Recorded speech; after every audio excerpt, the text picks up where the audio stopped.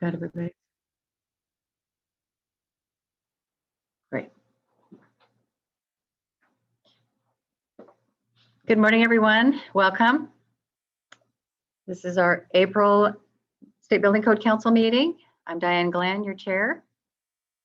So we've got a full agenda today, and just like usual, we will get through and run through, and at some point we'll take a break. Since we're all on Zoom, it'll be a short break, and then we'll get back to the agenda and get out of here on time. So having said that, welcome everyone, and we will have introductions. So first of all, I'm going to have Stoyan do the roll call vote. Diane Glenn, Chair, General Construction, Residential and Multifamily Housing. Here. Andrew Klein, Vice Chair, General Public. Andrew. Loyan Geyer, City Elected Legislative Body Member or Mayor. I'm here. Okay. Custodian, this is Andrew Klein. I'm sorry. I'm here. Okay, Andrew. Al French, County Elected Legislative Body Member or Elective Executive. Al. Doug Ord, General Construction, Commercial and Industrial Building. Here. Morning, Doug. Robert Grafer, Structural Engineering Profession. Here. Welcome. Tony Don, Local Government Fire Service Official. Here. Jill Anderson, Architectural Design Profession.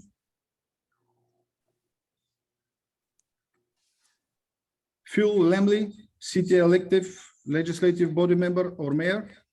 Good morning, I'm present. Morning. Barry Long, representing Community with Disabilities. No.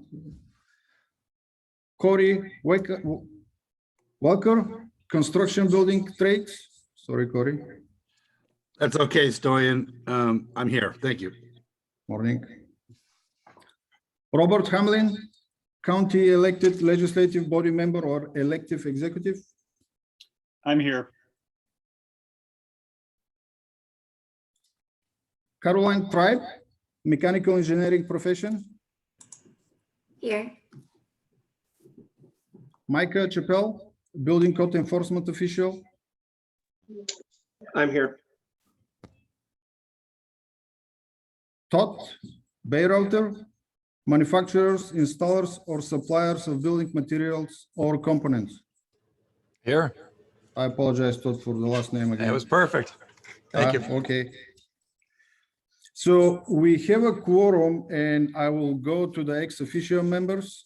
Representative Mike Chapman. Representative Larry Huff. Senator Linda Wilson. Senator Joe Gwen. Rod Much, Labor and Industries.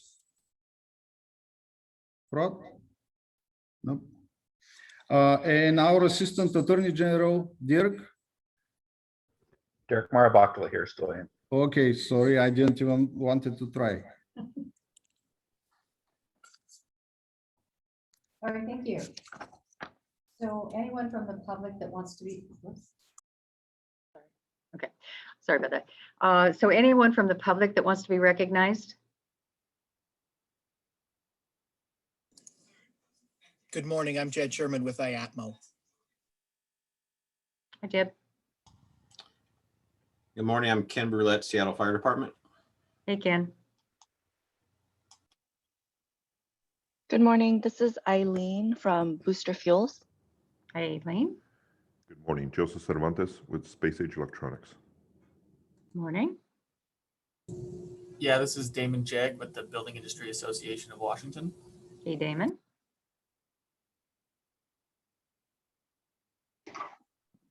Craig Stevenson with International Code Council. Hey, Greg.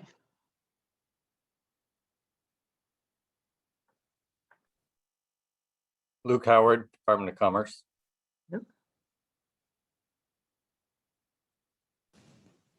Matthew Campbell, Washington State Department of Health.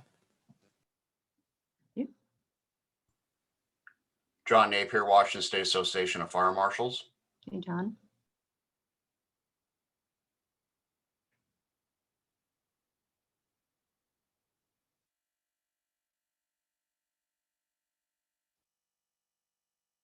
All right, anyone else?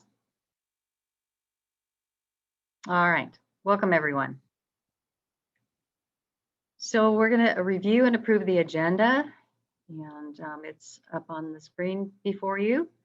You want to look that over, and I need a motion to approve.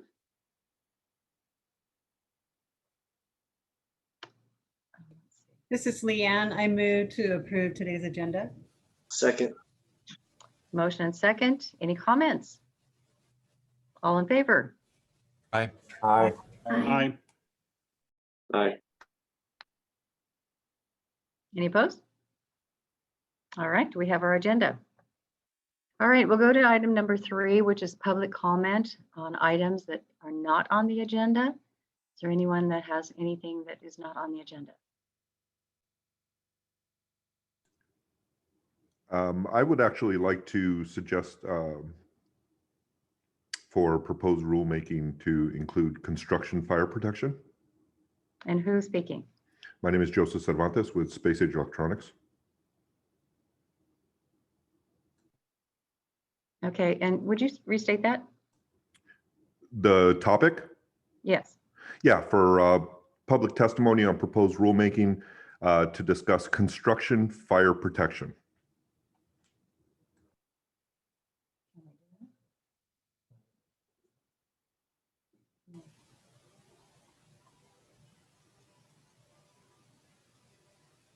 Okay. So did you submit a proposal on this? I have not, no, I apologize. Is Okay. that required? Yes, yeah. Okay, then I withdraw my request. Okay, all right. But there's a process, and if you will get that in, follow the process, and we can take it up at a later date.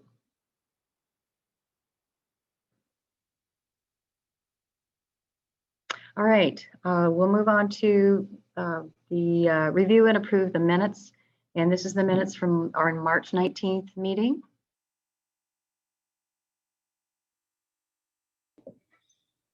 This is Leanne. I move to approve the summary minutes from the March 19th meeting. This is Tony, second. We have a motion and second. Any discussion? Any corrections? All right. All in favor? Aye. Aye. Any opposed? All right. So the minutes will stand as read or up on your screen. Okay, we are going to move on to item number 5.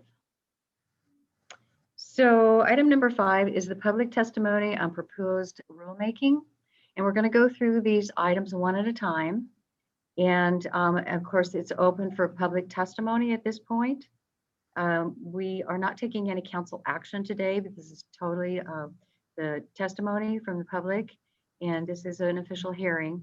So we'll go to the first item, which is electric vehicle charging infrastructure. And Stoyan, do you want to give some background on this, or introduce it to where we can take some testimony?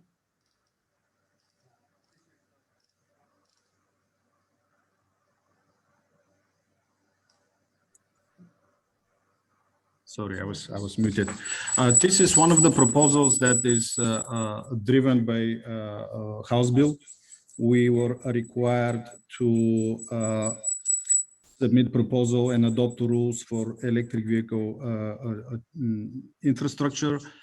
CR 102 was filed, and today, if there are comments, questions, testimony, today is the right day.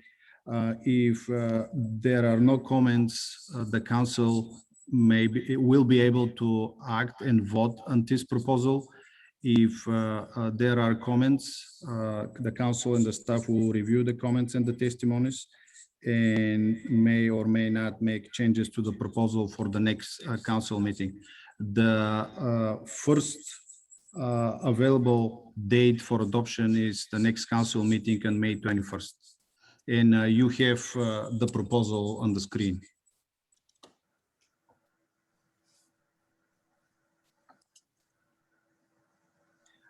Just to mention that we didn't receive any written testimony for this proposal. So this is Doug. I have a question. So where did this draft proposal come from? Is this from staff or is this from the public? Where did it come from? It was developed by the TAC. It was discussed several times, including the standing committee. During the meeting in February, I think, the council asked staff to submit CR 102, which includes this proposal. When you say includes this proposal, do you mean as originally written or as amended on the screen? It is originally written. Okay. This is what was submitted with the CR 102.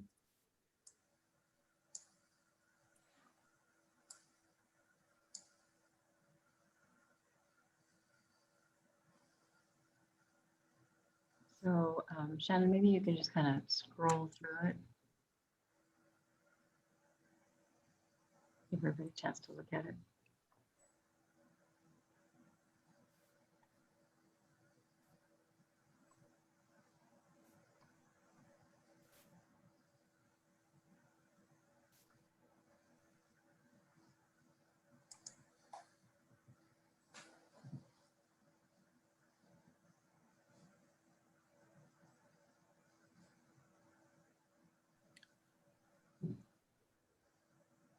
I can provide a little bit more information. I wasn't really prepared to talk about this proposal because we didn't have any written testimonies, but in 2019, the council was directed to develop rules for electric vehicle infrastructure for all new buildings, which includes residential and commercial, that provide on-site parking. The council is currently in the process of adopting these rules, which is the proposal before you. Again, it was a mandate, a House bill. I can't remember the number, but it was a requirement by the legislature.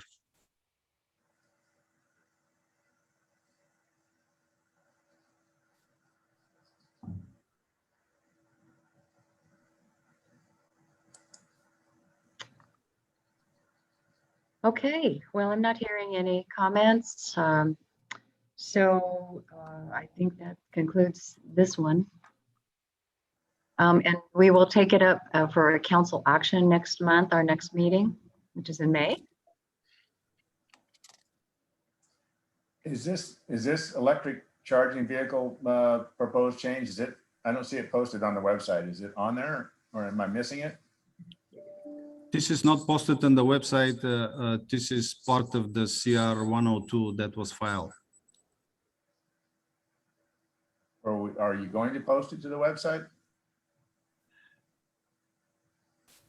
We weren't planning to, but if it's needed, we can post it. I'd like to be able to read it. Okay.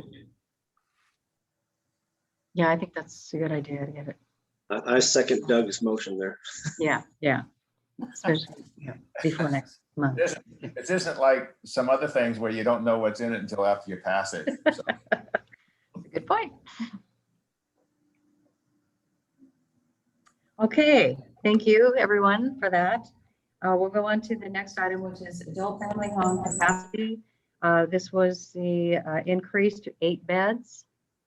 And we're going to open, well, Historian, do you have some background or do you want to just go into, I don't think we have any written testimony on this.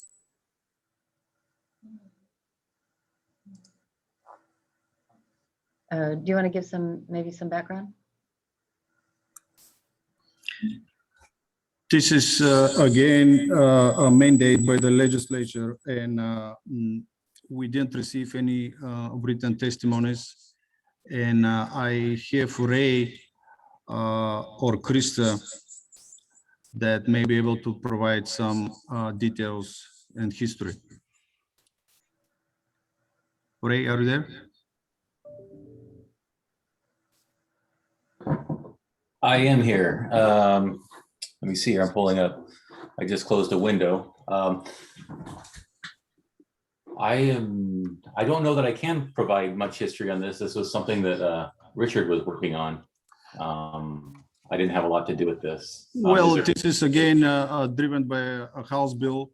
The council was asked to provide modifications to existing language in the code.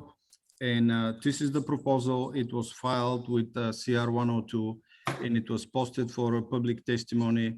And here is the date that if somebody has comments or questions or concerns, here is the time to speak up.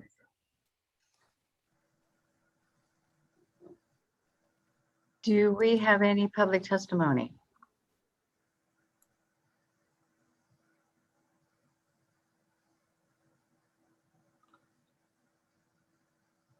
All right, making it too easy on me. All right, so this also will be posted on the website for review because we'll take this up as well next council meeting. All right, let's move on to the next item. And this is the mobile on-demand fuel. And this item did receive some written testimony. That was posted on the website. And I'm trusting that we're going to pull it up, but I'm trusting that the council members had a chance to review that. So I'm going to open it up for public testimony. I would like to remind everyone that I want to hear everyone that has any comment or anything to say. Just be aware that if you've submitted written testimony, please don't just repeat that. If you have something new to add or want to reinforce a little bit of what you're written, and that's just fine. That's fine. So we do want to hear from everyone that has some input on this because I know this has been a important issue. So I'm going to open it up, and if you will just raise your hand, and then we'll recognize you and we'll get everybody in. So Eileen. Thank you. So thank you, council and staff, for your work to create a streamlined framework for mobile fueling. So again, my name is Eileen and I am the Associate Manager of Policy with Booster Fuels. I'm here today because, as I've stated in previous meetings and in the letter that we submitted, the language before you does not meet the original intent of the legislature. And as you're aware, and as you may have seen already, Representative Griffey, the author of HB 2783, actually sent in a letter that indicated that the intent of the bill was not met through the current proposed language. So just as a follow-up, since that time, industry has been working with Seattle Fire and Puget Sound Fire, and we worked to develop language that would be closer to mirroring the intent of the legislation, but we weren't quite able to get there due to timing constraints. But although we didn't come up with or to a complete agreement, we do agree that the proposed language that I submitted yesterday that you see in front of you right now would or merits consideration. It includes a self-certification process that we agree, although we didn't have enough time to discuss it fully, would merit consideration from the council and the fire code tag.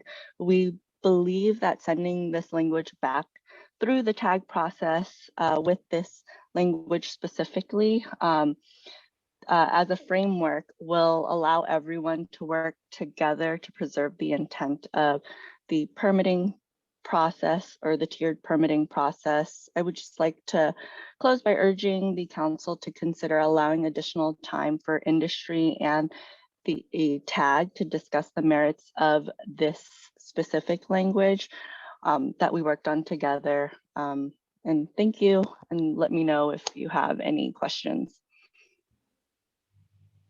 Thanks, Eileen. Appreciate that. Mhm.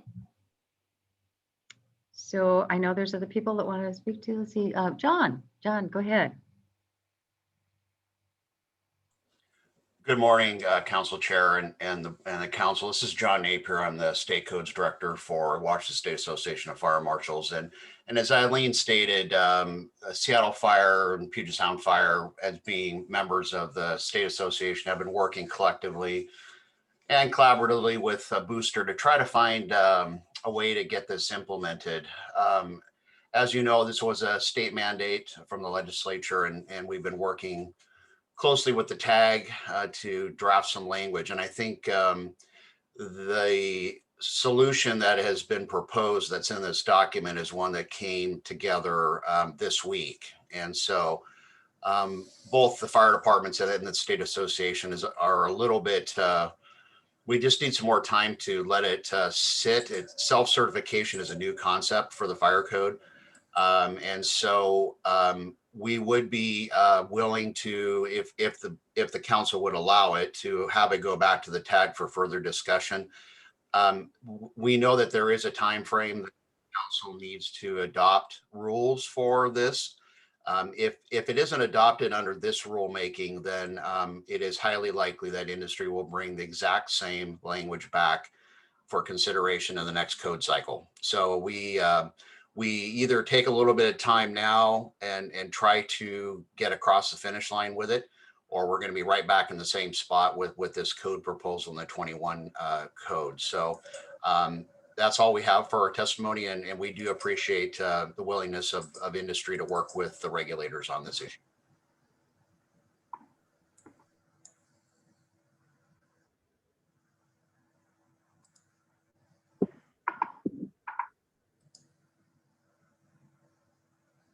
All right. Thanks, John. Appreciate that. So anyone else would like to speak to this issue? Madam Chair, Craig Stevenson. Craig, go ahead. I'm basically giving some Me Too testimony following up Mr. Napier's comments. Over the years, we've had several mandates from the legislature, and the history has been better outcomes come with just exactly what he's talking about. Is give the tag the time to get it right. Make sure that the language with this important issue is agreeable to the fire services as well as the other stakeholders. In the long run, this will better serve the state of Washington to give it the time that it needs. And thank you very much. All right, thanks, Craig. Appreciate that. Other public comment or testimony?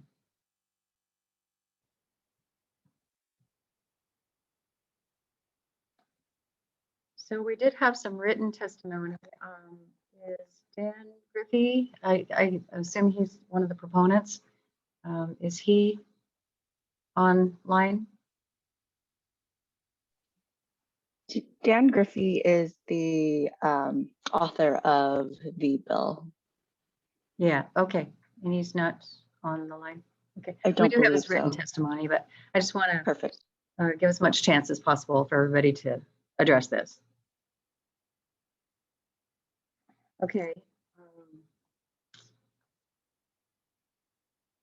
Let's take it up next month. Yeah, okay. All right. Anyone else that want to speak to this? Speak now. Okay, we do have a lot of testimony. This is a bit important issue.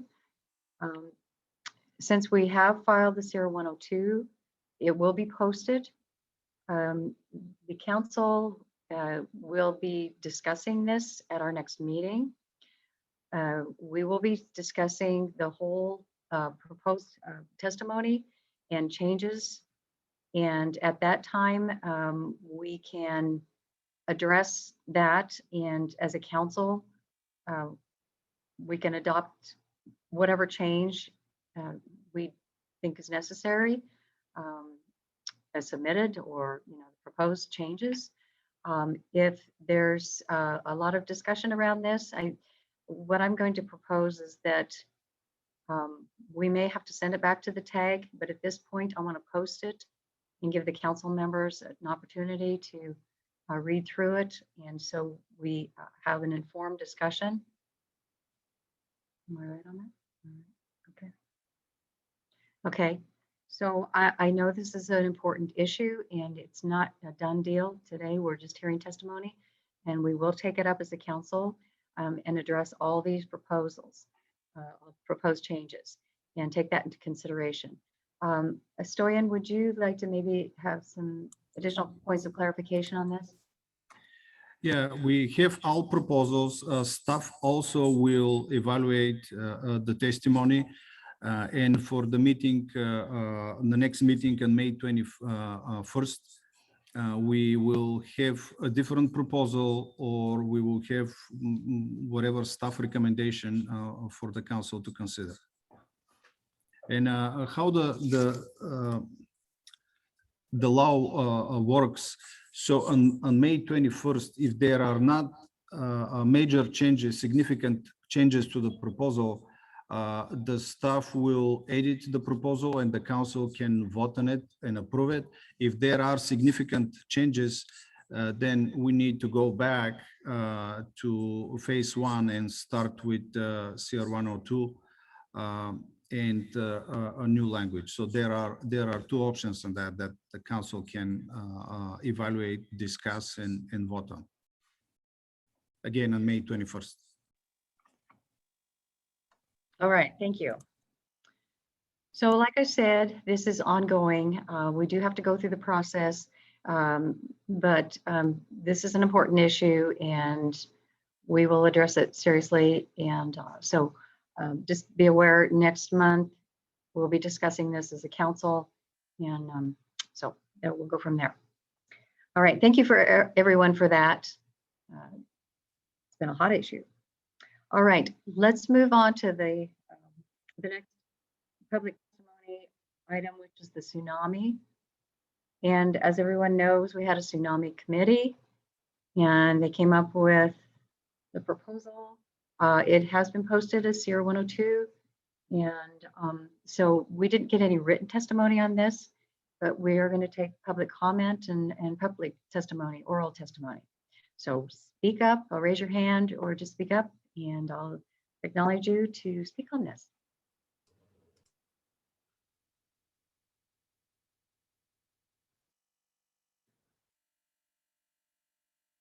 All right. So Todd, did you have any additional comments to make? I think we've covered it pretty thoroughly in the past. I will give a quick update that the tag, now that it's been dissolved under us, under the State Building Code Council, is continuing under DNR as we had discussed. So that's encouraging, and there's a May meeting scheduled. Oh, great. Okay. Just for clarity, with anticipation that they will submit next year for the 2021 updates to Chapter 16. Okay. The group. Thank two. you. Thank you. Thank you. Thanks for all the hard work on that. That was a long haul. So, all right. So having said that, that also will be posted so everyone can read through it. All right. We're doing good. Wow, we're doing really good. My goodness. Okay, I think we'll just keep moving forward. We might take a short break depending on how things go in about a half an hour, but let's just trudge on if everybody's okay with that. Okay, item number 6. Item number 6 on the agenda is the City of Olympia Residential Amendment Approval Request. And Shannon's going to bring that up. And this is having to do with fire sprinklers. And if the council will remember, last month we addressed this, and they came back with some clarification on this. And the request is having to do with the city ordinance and dealing with fire sprinklers, because their city ordinance does require fire sprinklers. And so they clarified this. Okay, good. So we're bringing it up on the screen and maybe get down to where that one change was at the bottom. I have a question. Micah, yes. Did we get the request? I believe we asked for a ruling from the city attorney whether or not we could review their proposed change based on the requirements of WAC 511630 to verify that we could even approve that type of modification, since I brought up the point that it could be in violation of that WAC rule. And I believe that was the request and why we tabled this in the first place. Where they have that language in there. So, yeah, Stoyan, do you want to answer that question? Yes, I can. It was discussed several times with Dirk, and it was also discussed with the City of Olympia. And I believe they removed this exception that Micah had issues with. So the exception that is left is only the exception for the ADUs. But I believe the building official is here, and he can also provide some additional information for the new proposal, the new document. All right. So do we have the fire official here? Can I ask another question? Yeah, go ahead, Micah. I'm sorry. So I guess I'm at a loss. Item number 6 that you're showing on the screen is the exact problem, but you're just telling me it was removed. I'm not seeing a revised version. So that's why my question remained. Yeah, thank you, Stoyan and Micah. The revision that we made was we removed item 6 as far as attached and detached on that topic. We only are asking for the exception number 5 for detached garage conversions to accessory dwellings, be exempt from sprinkler requirement. We did discuss this with our legal team, and we felt that we were to remove the original item 6, as you see on your screen there. That was the original adoption of our city ordinance. But if you roll up on that, that's the revised all the way up to item number 5, I believe. Oh, wait, I'm sorry. Scroll, if you wouldn't mind, scroll back down. I thought we were up or at the very bottom of our page, so. I think he's looking at page 2 of the document posted. I see that now. I just couldn't tell. I wasn't clear and just want to make sure that we have what we requested. And it seems like we do at this point. Yeah. I wasn't sure because of the document showing 2 different items. So thank you. It should be at the very top. I'm sorry. Not your problem. You're providing what we requested. Okay, great. Yep. So when you scroll down now, just a little bit. A little bit. Yeah, as we get to item 5 there. There we go. There we go. Right there. That's the revised, correct, Larry? Yes, correct. Okay. Yeah, and this is what was posted on the website as well, because I read through this and the item 6 was removed. So this is what we're dealing with, and it's just detached garage conversions to accessory dwelling units where the residence doesn't have a fire sprinkler system. So okay. So thank you, Larry, for that clarification.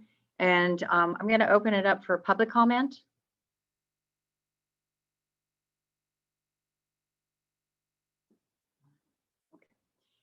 All right, council members, comments, questions?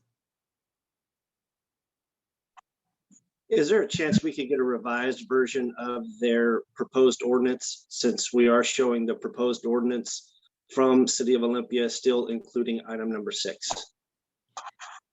Well, what's showing on your screen is the revised, and that was what's posted. I understand what is posted also includes, if you look at, I'm just making a request, the answer could be no, but if we look at page 8 of the document that's posted, it still has item number 6 included in their proposed ordinance. I understand they're proposing something to us to look at. I'm just asking if we could get a revised copy. Maybe that's to the building official. Could we get a revised copy of your ordinance to make sure that our documentation is accurate? At this time, Micah, I have a hard time answering that. It's a complete process, obviously, as you know, to go in and remove that item through our code, our council. And yeah, it could take a couple of months if that were the case. Okay, I don't think it'll have any bearing on what we're doing. I just want to make sure we're accurate. Yeah, Micah, and I don't think that's going to affect what we're dealing with, and what we're voting on today is the revision to the amendment proposal. And it excludes the item 6. So we're just talking about item 5, which is the only change. So I think we can go ahead and deal with this today. And then I'm not sure how they would sort out the ordinance. But as far as the amendment, this is what we're dealing with. Yeah, I agree. And that's Okay. what I already said. Thanks. Okay, all right. So any other council comments? Questions? Okay, so we do have to address this and vote on this.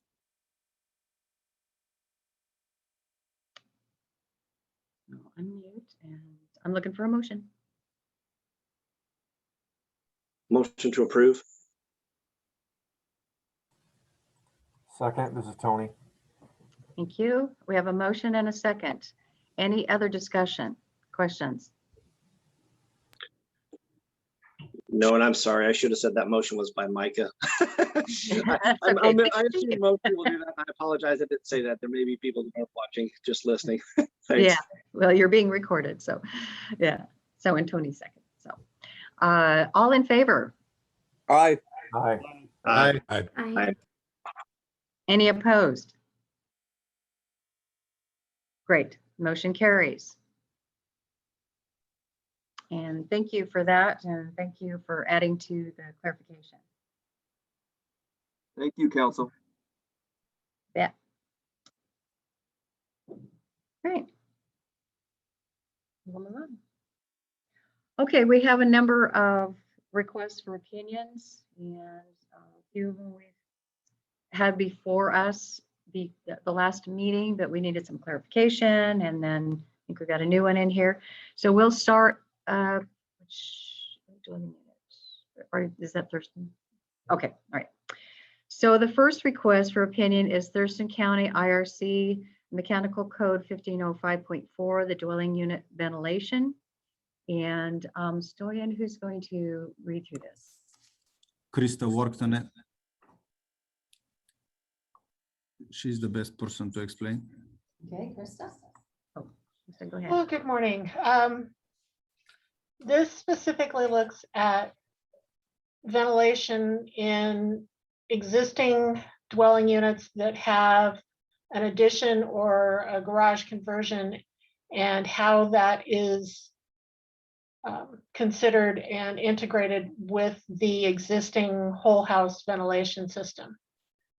And the first question asks, is it the intent of the code to require the ventilation for the entire existing home to comply with this section when an addition is constructed or a garage is converted?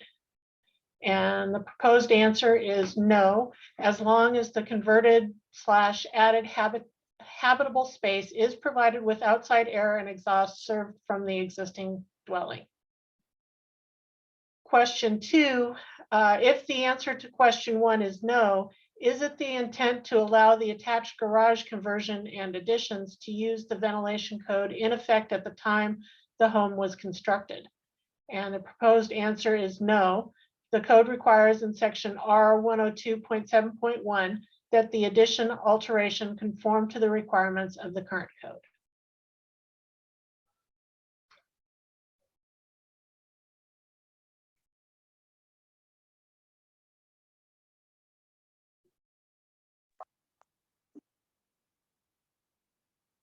This is Micah. I have a question.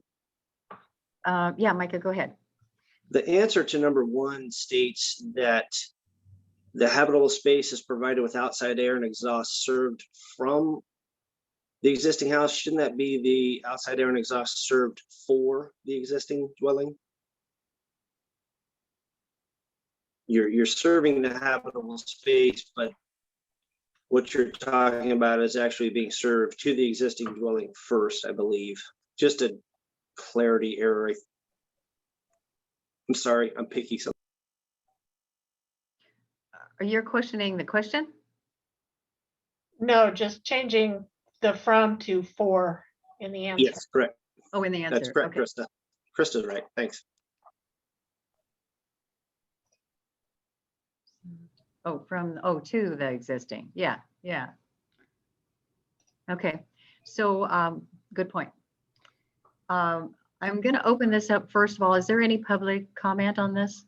I'd like to comment on it. This is Chris Okay. Edmark with Thurston County. You bet. So my take on it is that, yes, you can use the existing dwelling to serve that, provided it has outside air and exhaust. So the answer number 2 actually technically is yes, because you're going to be allowing them to follow the ventilation code that was in effect at the time the original home was constructed. But any new additions, or if there's no ventilation provided in the existing home, then you would have to provide something that conforms with the current code.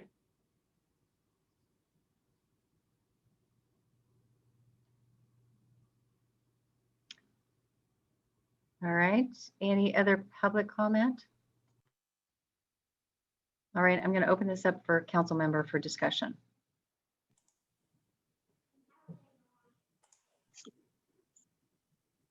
I think that the representative from Thurston County may be correct in the need to modify both answer 1 and 2.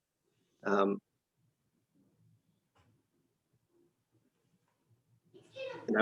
it'd be great if she could come on and I think it's kind of, she talked about where in number 1, it's, she said it more eloquently than I did, maybe that she'd come back on and explain those 2 items. The answer to number 2, I think she would be correct, is it's kind of a yes if answer instead of a no across the board answer. Okay, I can talk about that if you want me to. Just go ahead. So you have a house that has an existing ventilation system in it.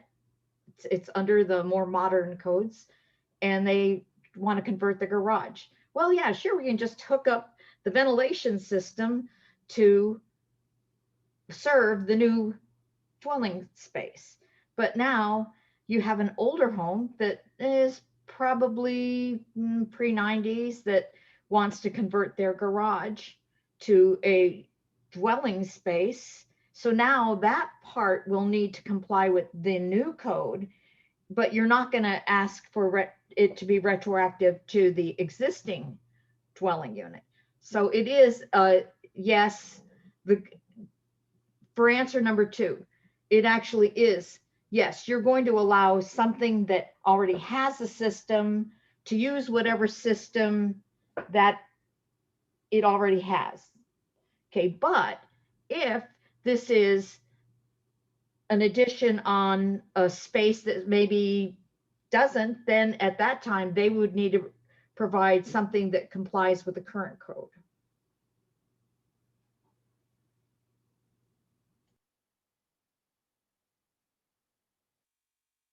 So it's a little bit more complicated than yes or no. Yes, that's correct. I was going to say, Krista, on item number 1, I think you probably should add to the answer that at the end, it can be served from the existing dwelling as long as the existing dwelling is provided with outside air and exhaust.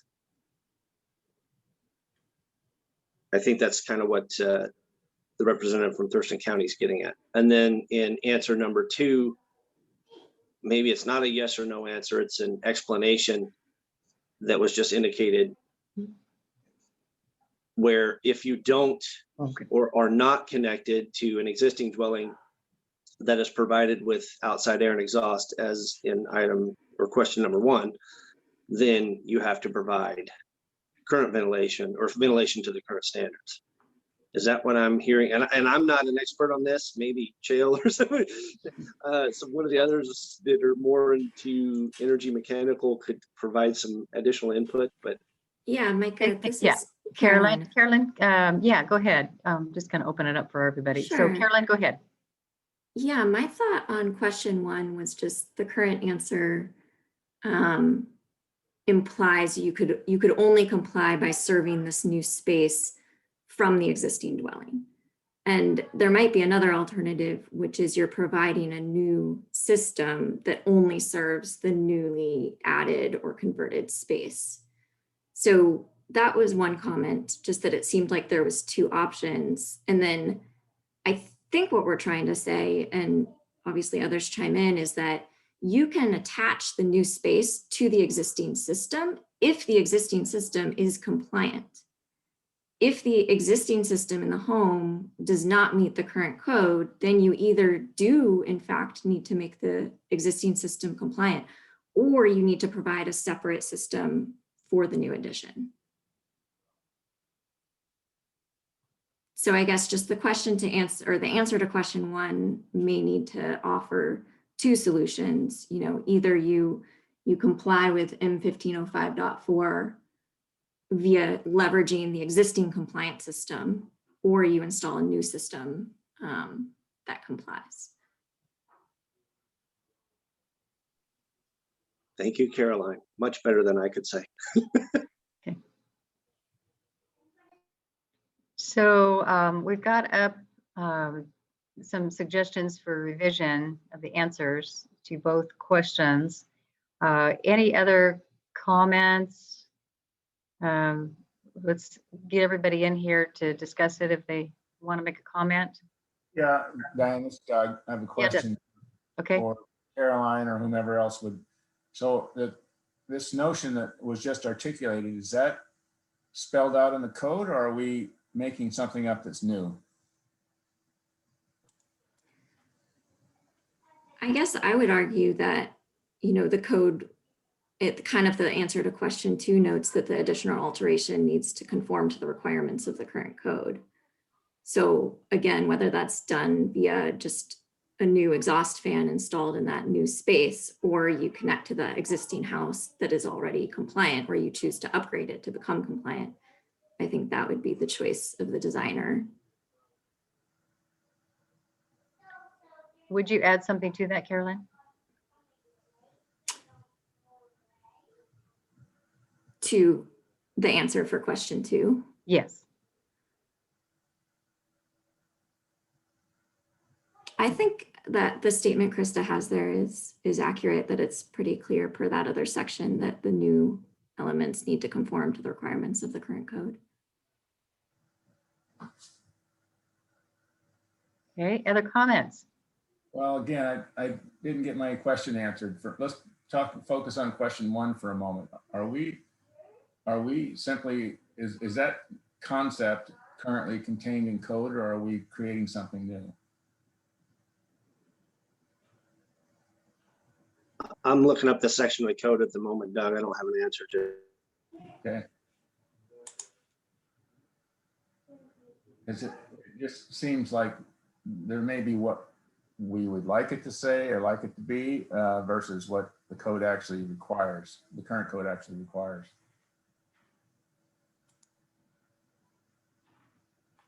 But I don't know that.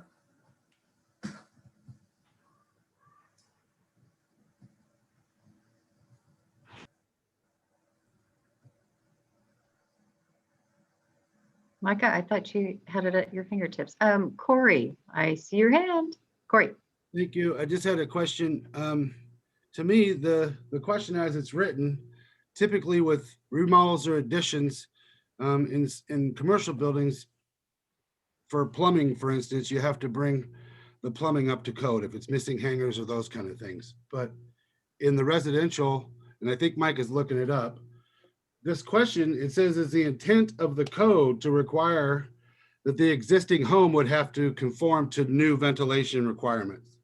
So I think the answer is sufficient, no, as long as the converted new habitat space is, and that's what Micah is looking up. Is that what I understand to be the issue here? Is that we don't know if the code actually requires that? Because the answer seems sufficient to me. It seems to me that they're saying you have an addition. If your house is new enough and meets those requirements, you can tie into the heat and exhaust and use it if it's big enough and sized correctly. And if not, you would have to put a new system in the addition, and the existing house would be left alone and grandfathered in, as it were. Is that's what I see. Those answers seem sufficient to me. So again, I'd like to know what code actually says, but looking at the answer to question 1, it says no, as long as the converted added habitable space is provided with outside air and exhaust. Seems like there should be a period there, and the rest of the sentence that says served for the existing building should be eliminated.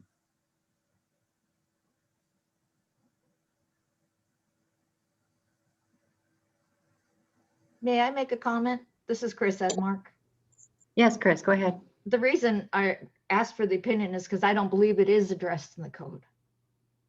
I think it addresses new construction, and it really doesn't address what happens with a remodel, whether or not a remodel, there's a lot of ventilation, current ventilation or a 1994 ventilation system. They had whole house ventilation back in 1994. Can you use the system from 1994 if it's existing? Or do you have to, in the, honor R102.7.1 and provide something brand new just for the addition?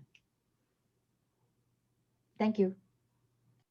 So this is Micah. I believe per the scoping of the code, you're allowed to use this in the statement that in the code for M1505.4, it says that local exhaust or supply fans are permitted to serve as part of the whole house ventilation system when provided with the proper controls. So in my opinion, I think that answer to question 1 is that no, they're not required to update the entire existing house as long as controls, or as long as it's provided with the proper controls. So I think the answer to question 1 is correct, except I believe it needs to be expanded. That would be my first, and I'm not the expert on this, folks. I'm trying. And then I believe the answer to question 2 would be, again, like the proponent or the requester is indicating, that the answer should be yes with an if answer, because it's not strictly a no, it's a yes, but you got to meet this and that type of stuff. So I believe the answer to number 1 is correct. Doug, to answer your question on intent, I do believe the intent is to allow those systems to be extended as long as they have the proper controls.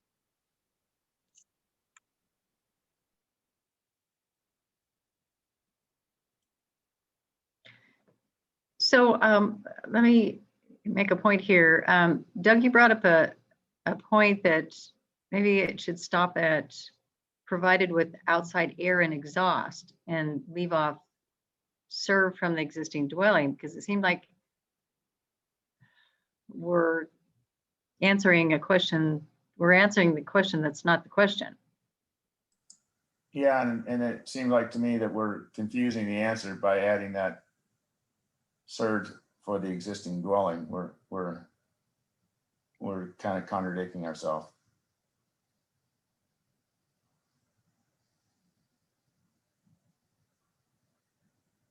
Carolyn, what do you think? Yeah, I guess my suggestion for the answer to question 1 is, just been wordsmithing here. I would say no, only the converted or added habitable space must comply with the requirements of section M1505.4. This can be via a new dedicated ventilation system or by linking to an existing compliant ventilation system with adequate ventilation to serve the new space. So I think that links back to section, the R102.7.1, you know, that the addition or alteration needs to comply to the current code. And so you can do that by either linking to an existing system that may need, to Micah's point, some controls upgrades to comply if it has adequate capacity, or you need to put in something that is compliant, just dedicated for that space. And I guess looking too at that section or 102.7.1, it also does specifically have an exception for additions that are less than 500 square feet are exempt from whole house ventilation systems. So that just makes me think that if you're more than 500 square feet, the intent is that you are not exempt.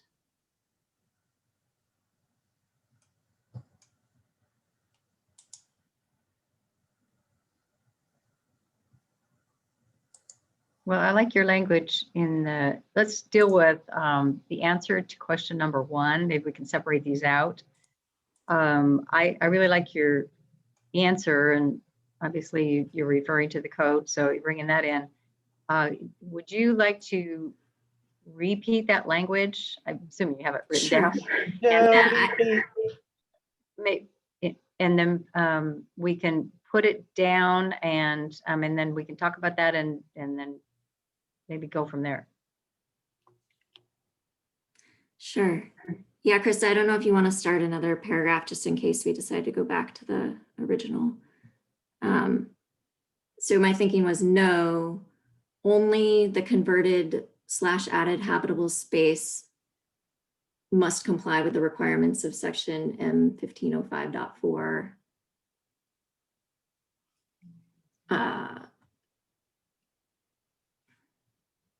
So Krista, do you want to put that down?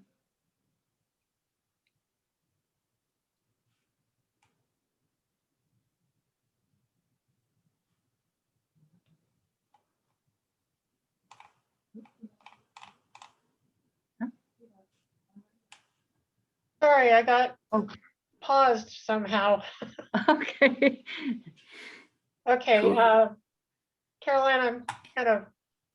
Perfect. That looks great. Where- and then where do I the go? second, yeah, the second sentence, this can be via a new dedicated compliant ventilation system or by linking to an existing compliant ventilation system with adequate ventilation to serve the new space.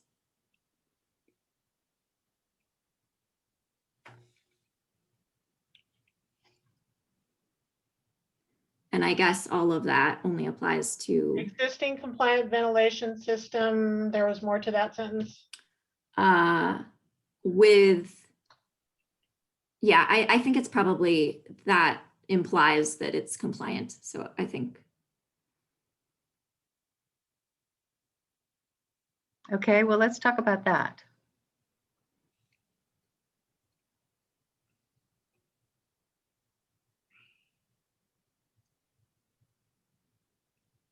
Does anyone have any comments on that one? On that suggestion? I like it better. It reads better. It makes more sense to me. Micah? I was about to say I concur. I was on mute. Sorry. Okay. So let's take these one at a time, and why don't we get a motion for the proposed change to answer number 1? I move to approve the language as currently written.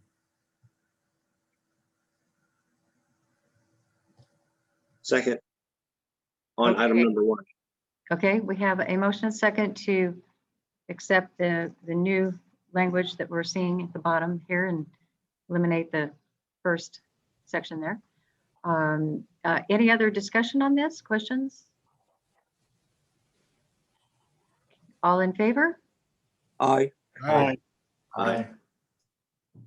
Any opposed? All right, that's good. We'll have the new language on it. Okay, let's go on to question number 2 and the answer. So let's discuss that. Seems like question 2 is now answered by the answer to number 1.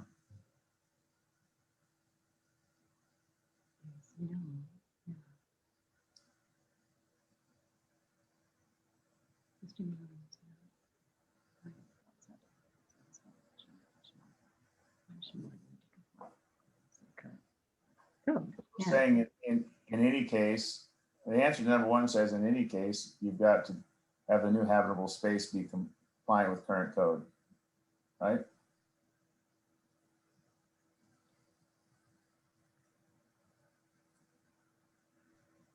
I'm shaking my head yes, so all of you can see that. I agree with you, Doug. All right. Hey, Micah, what's going on? We agree today. It does happen. I know. Wonders never cease. It's a Friday. Yeah. So do we want to propose that we just say C answer to question 1? Or how about C? Yeah, answer to question 1.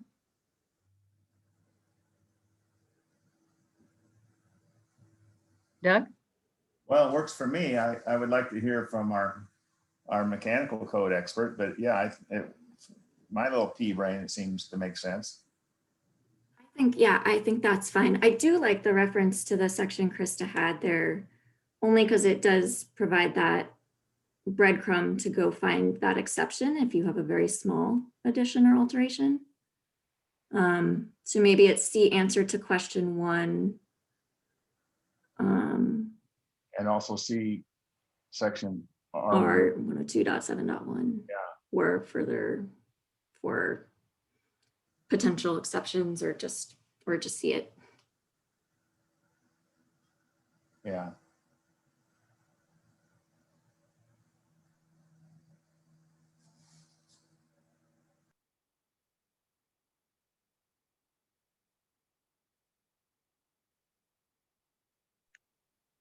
I'm sorry, where are we picking this exception up from? Am I missing that in 102.7.1? Is that in the WAC rule?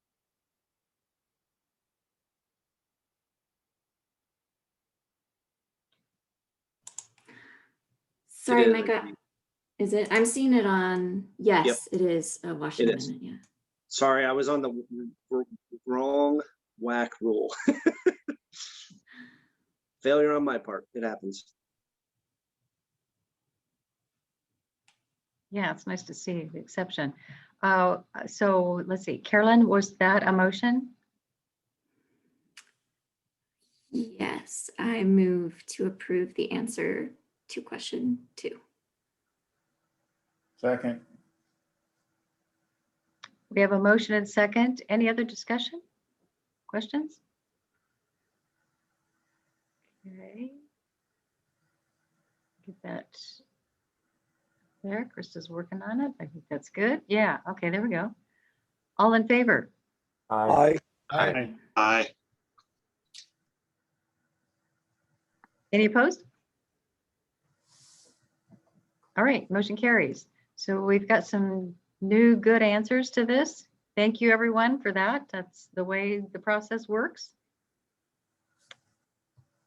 All right, so let's see. We'll move on to the next one. Let's see, what time is it? You know, we've got a ways to go. Question. Yeah. Point of order. This is Mike. Did we need to take additional public comment on what the council was reviewing there? Or was everybody speaking up as they needed? I just want to make sure that we heard from them before we voted those complete. Yeah, I kind of went out of order there, but I kind of opened it up to everybody, and I'm assuming I'll just go back to that one just to make sure on that certain opinion. Did we have any other public comment? I want to make sure we do this right. Okay. Okay, I think we're Thank good. you. Yeah, you bet. Okay, so we're going to take like a 5-minute break, and we'll come back and resume in 5 minutes at 11:11.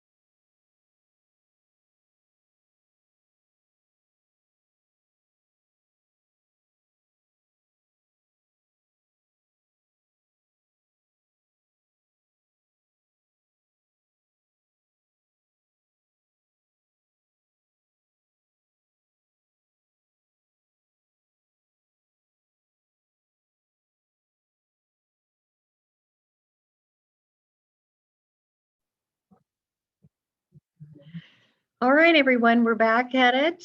Hope everyone is still with us. We are going to go on to the next request for opinion, and this is King County Fire Marshals with the IBC section 104.1 and 302.1 occupancy classification. And it's going to be up on the screen here for your review. And this was the one that we talked about last meeting, correct? Yeah. So we had a little bit of clarification on this. So read through this. And first of all, I'm going to open it up for any public comment.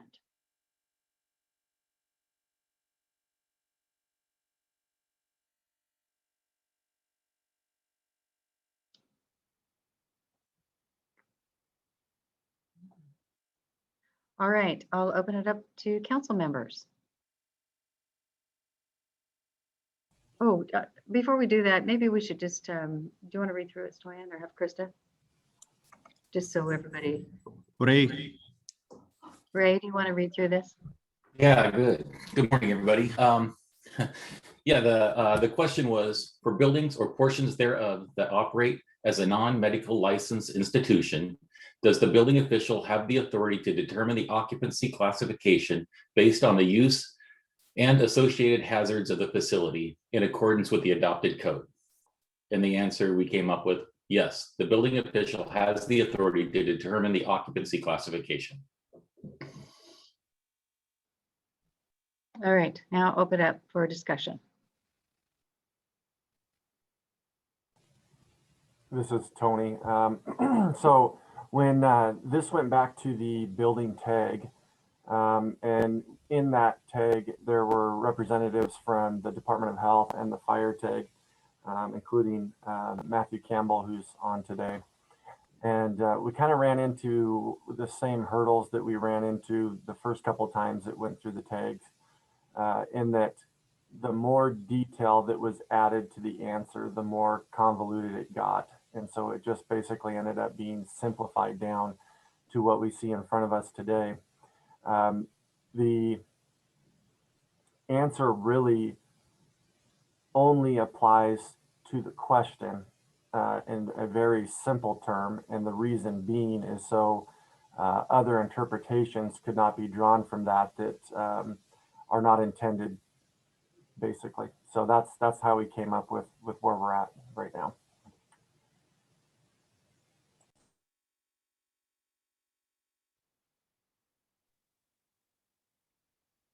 This is Micah. I like it. Yeah. Oh, you do? Good. It's simple. There's nothing really to add. We point to the correct sections and you provide the information. And I agree with Tony. I think the more you provide in the answer, the more that's open to interpretation and modification. So and sometimes simple is very good. So Tony, let me ask you, when we originally talked about this, was the confusion or the question because it was a licensed institution? That was part of it. And what was happening is, in order to have the Department of Health feel comfortable with their role in it, with the way that some of the WACs and RCWs are set forth, some of that language was being thrown in there, but then that just ended up adding to some concern as to how it could be interpreted. And really what we ended up with at the end is we just said, the simpler this is, the better, and especially being that we're only answering this question. We're not we don't want to set a pattern or a trend or an interpretation that can be carried on for some time that doesn't relate to a question as specific as this. And so that's basically how we got to where we are. All right, thank you. So any other comment? All right, I'm looking for a motion. I make a motion to approve. This is Tony. I'll second that, Micah. We have a motion and second. Any other discussion? I would just like to say, this is Tony again, that thank you everyone for their hard work on this. This went through quite a bit, and I know it seems simple, but I'll say from just being through this one, This is probably the most complicated, simple answer I've been a part of in my short time. So thank you everyone for your work. Appreciate it. Yeah, thanks, Tony. All in favor? Aye. Aye. Aye. Any opposed?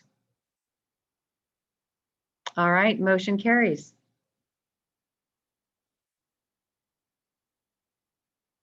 And thank you, everyone. It's nice to get these opinions out and get them out there and done with. So 2 down. So we'll go on to the last one, the City of Bellevue, the Washington State Energy Code, the commercials, section 403.1.1, dealing with HVAC, TSPR, and who has the pleasure of reading through this? Krista? Sure.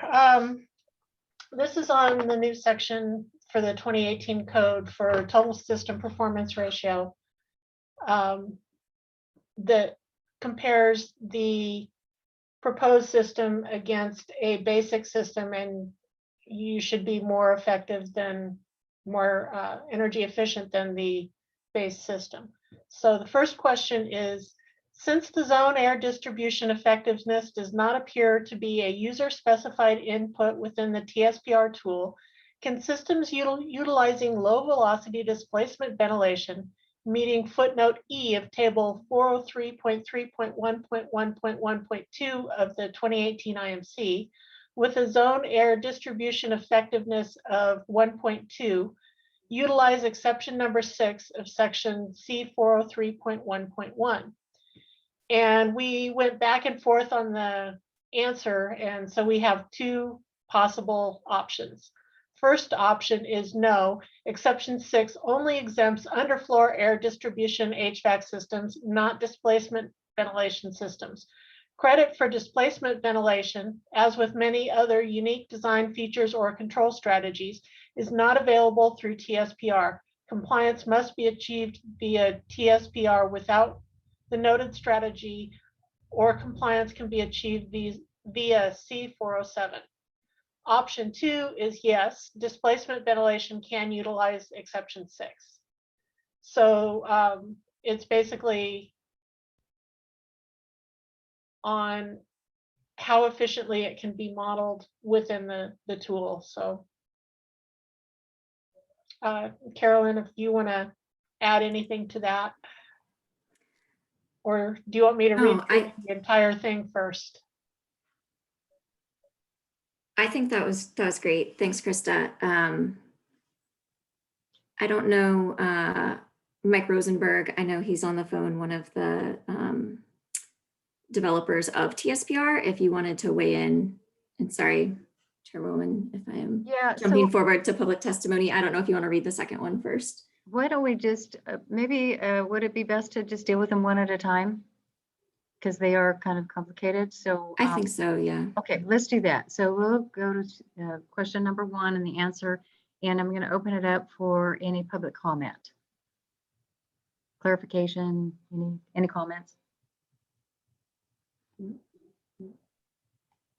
This is Mike Rosenberg. Can you hear me? Yes, Mike, go ahead. You know, I think I didn't realize, I thought there was going to be a recommendation for which answer to choose. I think answer 2 is the correct answer. A displacement ventilation system or an underfloor air distribution system uses displacement ventilation as a strategy. And I think they're, you know, it's close enough to what was explicitly identified as an exception that, you know, that a displacement ventilation system in general should be able to use that exception. That's all. Okay, council members, and I'm just going to keep it open for public comment and council member comment. So we can. I had a question for Mr. Rosenberg on that. If you're talking about the general intent, I mean, I can understand that, but how does the general intent give you an explicit answer that says, yes, you can use exception 6, when if it's general intent, my understanding of that would be that there are options which would indicate that answer number 1 would be the best path. Because general intent and exact specifics are 2 different things in my opinion. So is there a way, maybe, am I making any sense at all? Yeah, I agree with you. I think it's kind of a judgment call, right? So, you know, the general intent depends how you want to interpret that. A underfloor air distribution system is typically a displacement ventilation system. You know, and that was the reason why it was exempt, is because the TSPR approach is not meant to analyze complex HVAC systems and strategies like either an underfloor air distribution system or a displacement ventilation system. So I think, you know, option 2 fits with the intent. Somebody could make the interpretation that the exact wording of what's in the code, that doesn't match up. So, you know, I've seen, been involved in code development interpretations for a long time, and I've seen questions like this go both ways. It's really, you know, I think you're better off giving option 2, but you could certainly defend option 1 as well. Okay, so you're indicating that the underfloor air distribution HVAC systems can be or should be classified as displacement ventilation systems.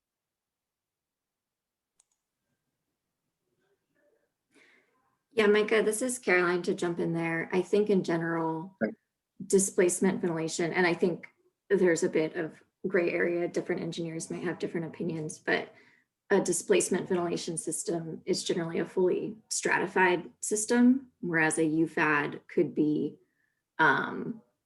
partially mixed, fully mixed, or fully stratified. So I think in general, a displacement ventilation would likely be considered more energy efficient than a UFAD, which could be done in many different ways. So I think I guess just to agree with Mike, I think option 2 in this case makes more sense, only because from a very logical, or just taking a step back at the bigger picture, it would be hard to say that a UFAD is exempt and displacement ventilation is not. But I also totally acknowledge that it's not explicitly written that way in the code. Okay. I'll also point out that we plan to address this in a proposal in the next code change to kind of clarify and actually provide a way to get credit for these types of systems. Okay. I guess that is my concern, is if there's gray area, do we want to be explicit in our answer to this opinion? That's my biggest concern here, is option 2 is an explicit answer to something that I think we all agree is a gray area, and that I do have some concerns with that. Even if option number 1 is not exactly correct and item number 2 is not exactly correct, I don't want to be explicit when there is gray area. That's my vote, and I'm not the expert, but it would be nice maybe if we could combine 1 and 2 and say there's still gray area, but I know that's not what we're here for. Thanks.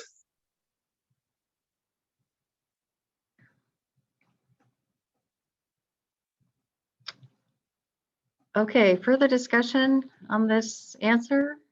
And do I have a proposal to change the language or adopt one of the 2 options?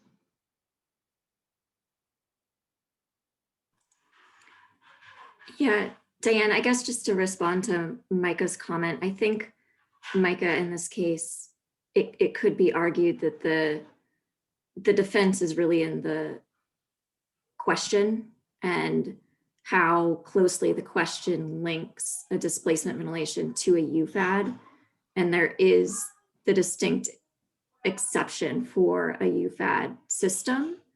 And so really the answer is saying that those system types are similar enough, given the reason the proponent says that they have the same zone air distribution effectiveness, such that that is the reason why basically displacement ventilation can fall into that same category. So that sounds great to me. Is there a way that we can add some of that explanation to answer 2? That way it explains how we achieved this answer. That would be helpful. Okay, so maybe it says yes, given the similar zone air distribution effectiveness displacement ventilation can also utilize exception 6. I'm so glad you're here. She's the expert. Mike is definitely the expert here. Mike, does that make sense for you? Yeah, I think it clearly ties it, to this specific situation only, which I think is really good. Caroline, Yeah. can you repeat that? Given the similar zone air distribution effectiveness.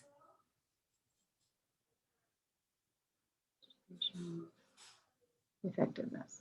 Yeah, and then just comma, displacement ventilation can utilize exception 6.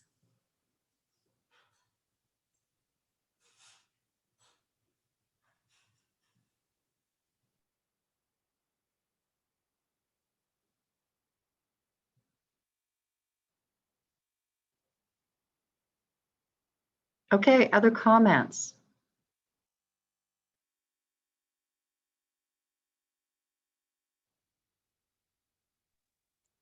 Thank All you right. for indulging me. So let's go ahead and vote on this one with the proposed change. I'm taking that. Oh, well, Caroline, do you want to put that into an official motion? Sure, I move to approve the option 2 description written here. I'll second that. We have a motion and second. Any discussion? All in favor? Aye. Aye. Aye. Any opposed? All right, motion carries. Option 2 is the official answer. Okay, Krista, do you want to go on to question 2? Okay, question 2, is TSPR required if the proposed system is listed in table D601.11.1, but includes the proposed building system parameter in table D601.11.2 that is not applicable to the proposed system type? For example, DOAS plus FCU with airside economizer, which is a system type listed in tables D601.11.1, system number 6 and 12. So exception number 3 of section C403.1.1 does not apply. However, system number 6 is not noted as being available for simulation with airside economizer per table D601.11.2. The proposed answer is no. TSPR applies to all systems listed in table D601.11.1. However, if a proposed system includes a proposed building system parameter in table D601.11.2 that is not noted as applicable for that system in the applicable systems column, then that proposed design is exempt from TSPR. All right, I'm going to open it up for both public comment and council comment.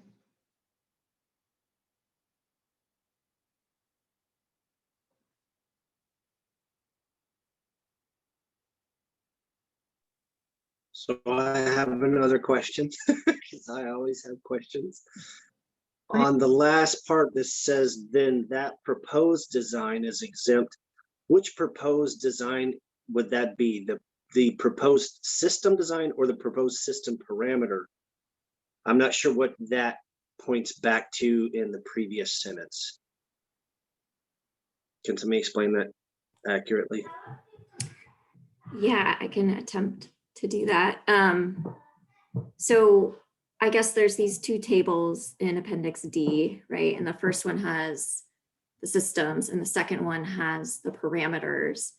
And then there's this applicable systems column. And it's basically saying if the system number is not in that column, then you are exempt. So I think, let's see, however, if a proposed system includes a proposed building system parameter that is not noted, then that proposed design. So it's referring back to the, I guess that should be that proposed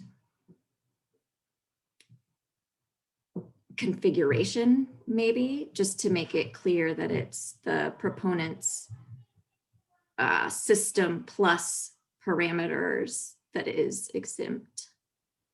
Okay, that would make more sense to me. I just wasn't sure if it was Yeah. the entire design or that like individual component or something. Okay. I'm not sure how to reword that, but that was my only question on this one. Yeah. Mike, did you have anything to add to this one? No, I think that that's good. That helps clarify it a little bit. So Great.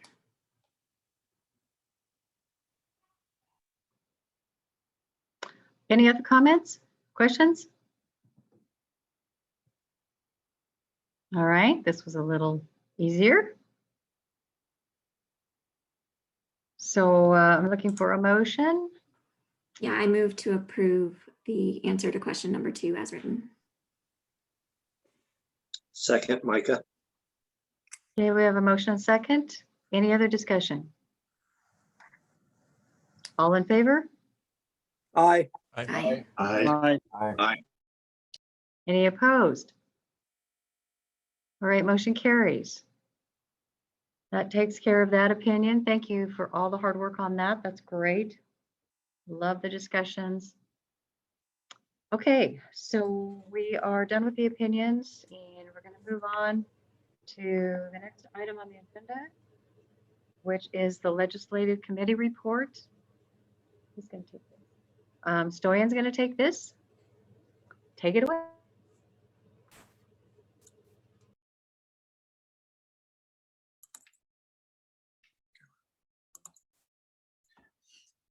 Thank you, Diane.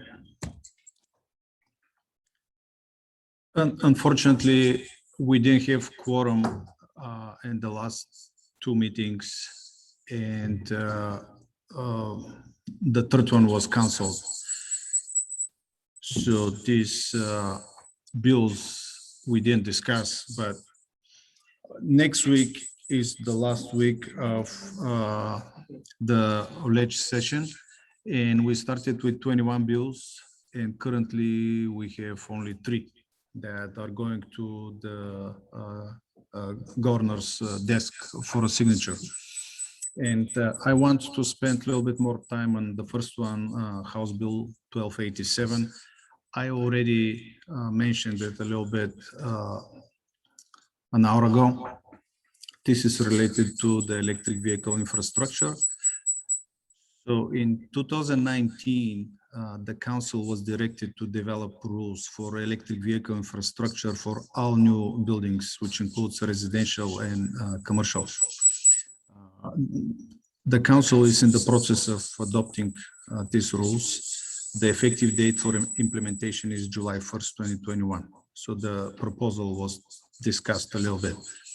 The new bill requires the council to adopt rules that exceed the 2019 requirements, and the effective date for implementation is July 1st, 2024. What happened with this bill, if you look at the third column from the right, committee action at the bottom, on April 10th in the Senate, the bill was amended, and I will provide a little bit more details for this amendment because it's important. So the existing language in section 4.2b, as it was proposed, exempts occupancies classified as residential R3, utility, or miscellaneous. And the last amendment eliminates this exception for R3 occupancies. And the new direction for the council is to adopt the electric vehicle infrastructure requirements for new residential R3 buildings that provide on-site parking, and the implementation date is the same as all other residential occupancies, is July 1st, 2024. Unfortunately, reading the bill, it is unclear whether the intent of the bill is to require EV infrastructure for all residential buildings, which includes 1 and 2 family dwellings and townhouses constructed under the residential code, or it addresses only R3 occupancies constructed under the International Building Code. In addition, the amended bill doesn't specify what is on-site parking for R3 occupancies. Is it a driveway or the garage, if there is a garage, or common use parking structures and lots.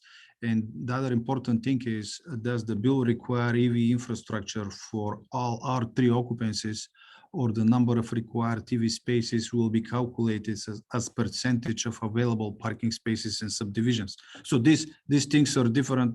I'm not sure the council can act on it, but I felt obligated to share the information with you.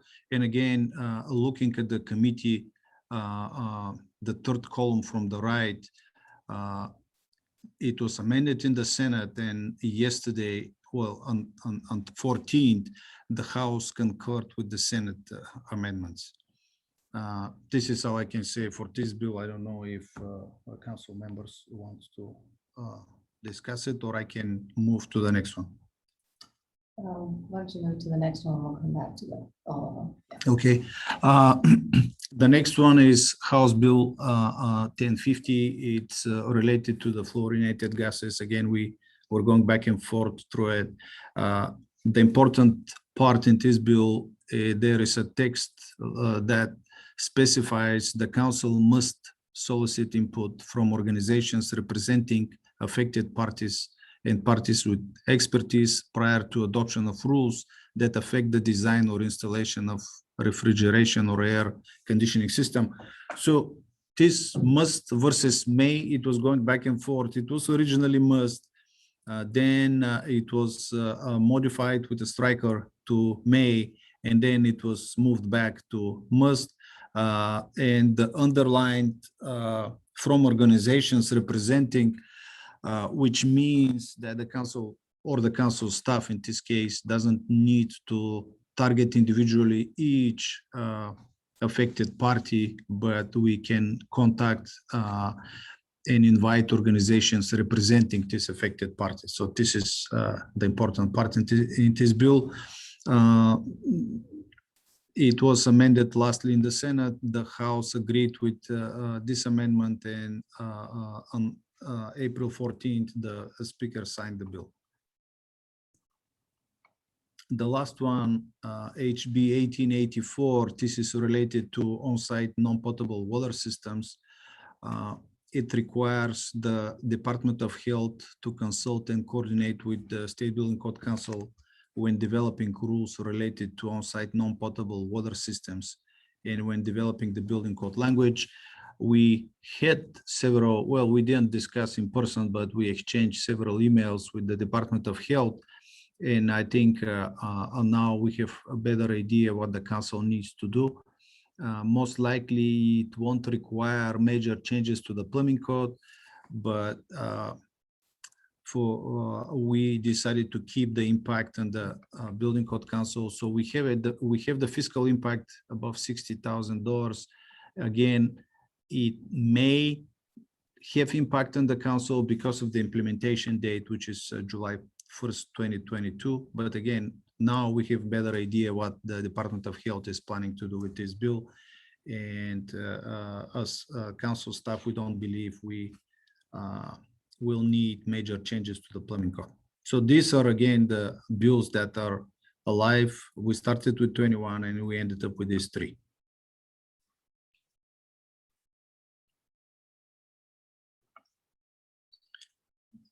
So if we have questions, I can answer the questions.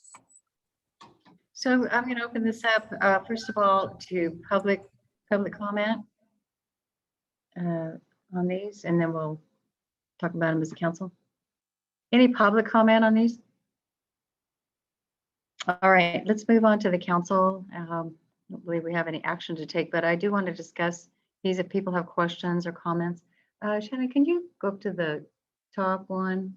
We'll start there. Because this is kind of it to me, when I read through this, I'm assuming when they proposed this to change it to include R3, that they actually meant R3, and which would include some, apartment buildings built under an R3 classification.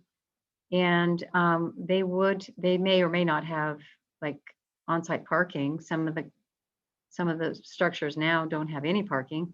It's just street. So not quite sure how that would affect the stations. But to me, any single family that's built under the IRC, I'm assuming that they would still be classified under the IRC, which is in our classification. So I would like to hear, maybe Micah, do you read this the same way? When they mean R3, they mean R3 under the IBC. That's how I read it. I was going to ask a question to our ex officio representatives if there's any way we can encourage more coordination on items like this, because I would believe that their intent would probably be 1 and 2 family dwellings, but you can't get there with this language. So I do see it the same way, Diane. Thank you. Okay. Chair, Glenn? Yeah, Todd, yeah. This is that I don't, in the bill that is passed and is posted, I don't see in section 4B, I see residential has been struck, that they did strike it. Is that what you're saying here, Stoyan? They did strike the exceptions. There is an exception in the current language, and they did strike the exception. So the rule we are working on right now that was posted for a public hearing, this rule exempts R3. Okay. But this new bill 1287 is striking the exception. So there is no exception for R3. Understood now, thank you. And in a way, if their intent is sincere, I can kind of see it, because you're requiring these stations for a lot of the buildings, and why wouldn't you provide it for like an apartment if they do have on-site parking? Madam Chairman. Craig, yes, I think you need to weigh in on this. It's a common misconception that buildings under the IRC are R3s. They are not. Right. The residence is built under the IRC. People carry over what they had in the UBC, buildings built that were residences under the UBC or R3s. I don't know if that has any bearing how the council will apply that, but this is a question that ICC has received, and the opinion out of our codes department is it's a residential building built under the IRC. Thank you for allowing me to make comment. No, thanks, Craig. That clarifies it, because you are the code guy, I mean, ICC, and it sounds like Mike and I agree, and I don't know who else wants to weigh in on this, but one thought that came to mind, though, this may capture some even single family that is built under the IBC because they're just huge or whatever the situation is. But other than that, most common, I wouldn't think it applies. So, okay, so any other comments on this one, or we'll just go through all of them, and I'm just opening up for comments, questions on any of these bills.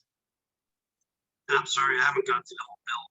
Is the indication there too that it would require that same, I think it's 40 amp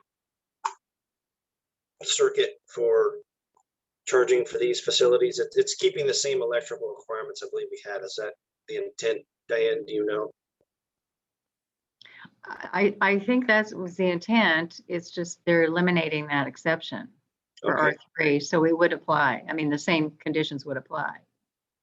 Okay. Do you think that's going to be a problem? I don't know. I don't have an electric vehicle. I was going to see if anybody had one in their residence, and how are they charging those? Are you putting in a 40 amp circuit like a welder plug size in your garage, or are you just running off of 110 volt garage outlet? I mean, if that's the case, then most everybody will already have that type of infrastructure. I believe that an external outlet is required for most new residential dwelling units anyway. I just can't remember. So I was just curious. It's more a curiosity question than anything. And I think this bill pertains more to the amount of spaces with the charging stations. So it would make sense that it would just go to buildings.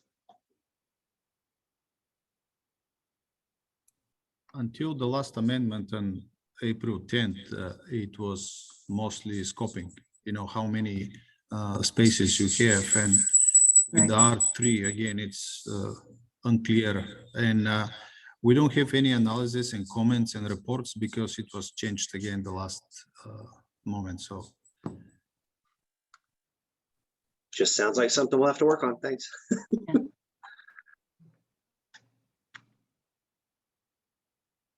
Todd, did you have any comments on any of these?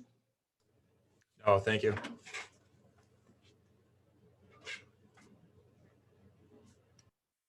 Was that a no? Oh, no, thank you. Oh, okay. Just want to make sure. Okay, well, we don't need to take any action, right?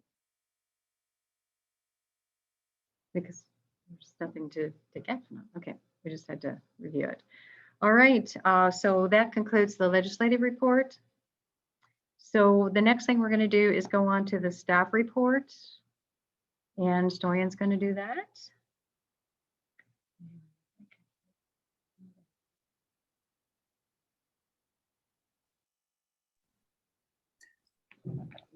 there are a few important things in the staff report. Just for your information, ICC is currently holding committee action hearings on track 1 of the group 1 codes. So this includes IBC General, IBC Fire Safety, and IBC Egress. And these hearings are through April 21st. Track 2 will run from April 25th to May 5th and will include the IFGC, IPC, IRC, plumbing, IRC mechanical, IMC, and IFC WE. The schedule and the webcast can be viewed on the ICC's website, so anybody interested can attend. The next important detail is we finally were able to hire a new code specialist, John McIntyre, and his first day is actually today, and he's listening to the meeting, and I didn't want to stress him out and make him introduce himself, so I'll write a short message and I will send it out to our council members. We are excited to finally have another person to help us with the code development. We have been modifying or making our website more user friendly, and I don't know if we are succeeding on that, but at least we're trying. So we have the deadline for the code change proposals for group 1 codes, which includes IBC, IFC, the WE, and the energy commercial. The last day is May 31st, 2021 at 5 p.m. The process for group 2 codes, IBC structural, IRC international building code, existing building code, IMC, UPS, and the energy code residential will begin in the fall of 2021. So I mentioned the website because we have this message on the website, posted on the website, and the 2021 code review and adoption schedule is on the website. TAC reports with recommendations to maintain or delete existing state amendments and flag significant changes to model code needing further review are also posted on the website. So if anybody is interested, you can have everything is available on the website. So the staff report is long, but these are the only important changes that I wanted to share. Stoyan, I have a question. I'm sorry, budget. I apologize. Doug asked for it, and I have the last update here, which includes March, and it's a summary. It has the most important numbers. So when you see the first one, the revenue, you look at the first row on the right, column, the last right column. Variance from plan, so we are 62,000, 63 almost and plus compared to what was projected and what we have. I will go to the last row, the last cell on the right, the total net position. So we have more than $650,000, more than $650,000. When you see the graphs, we are going kind of low right now, but compared to all other previous years, it follows the same path. So the money we're collecting, it follows the same path. And I know Doug asked specifically for auditing cities and counties, how they meet their obligations and how they send the money to the treasurer's office. And it's on our to-do list, and staff has been debating this, how we can do it, and we don't have the answer yet.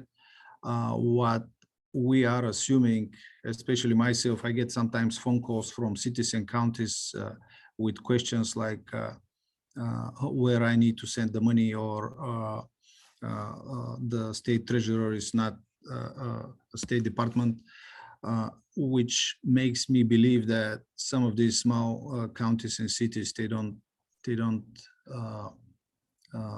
transfer any money. But this is just assumption. The audit is necessary. Just the question is how we can do it and when.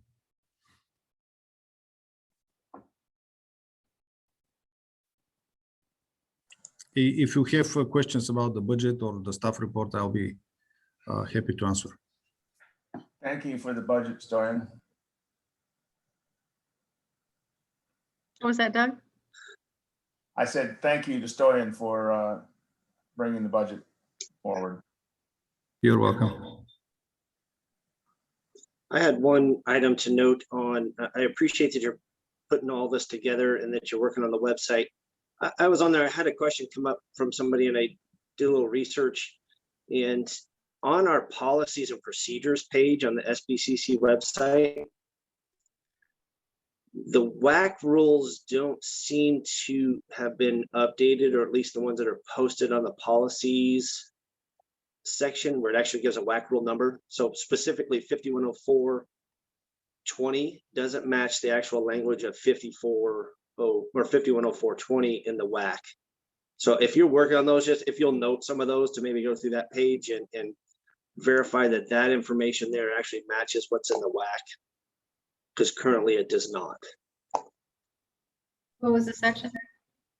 The one in specific that I was in was 51-04-020.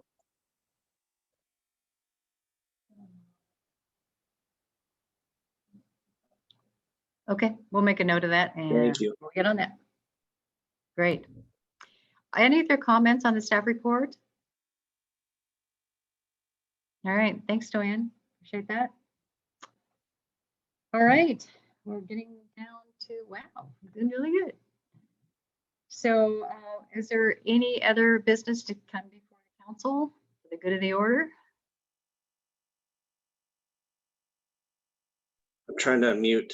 I did want to have a follow-up on, I know we had a discussion on sending some of the proposals that we may have been petitioned for changes to the tags early. Did we have any of those items available, and are we going to vote to send those forward to the tags? I know there was a request so they could get started. And are we waiting until the next meeting? I guess that's just to verify. Thanks. Okay, yeah, we have a couple, I think, but Stoyan's gonna answer that. We have three proposals, one for the building code and two for the fire code. And the decision at the last meeting was that the council will discuss the proposals in the next meeting on May 21st. Okay. We had this discussion with the TAC, IFC and IBC, and we will email the TAC members the proposal just in case for their information. But the council can, it was the agreement during the meeting on May 21st. No, that's perfect. I couldn't remember which meeting it was. I have too many meetings, Stoyan. So no, I appreciate it. I just want to make sure we're getting the tag stuff in advance the best we can. So that works for me. That was one of the other topics I want to make sure we were on. Thanks. Right. Thanks, Micah. Yeah, and I think the energy code was a big concern. So we'll stay on top of that. May meeting will be might be lengthy or could go well, but just be prepared. All right. Anything else? Anybody want to tell us about your upcoming vacation this summer? Now that we're going to be free a little bit. You can all attend the code hearings Stoyan mentioned for the national level. I have done 51 hours in those since Sunday. I was on one of the committees, and it's just, they're going so slow because they're digital. I think the last cycle we were doing about 7 proposals an hour, and right now it's about 4 proposals an hour. It's just so long. Anyway. Are those held like by Zoom?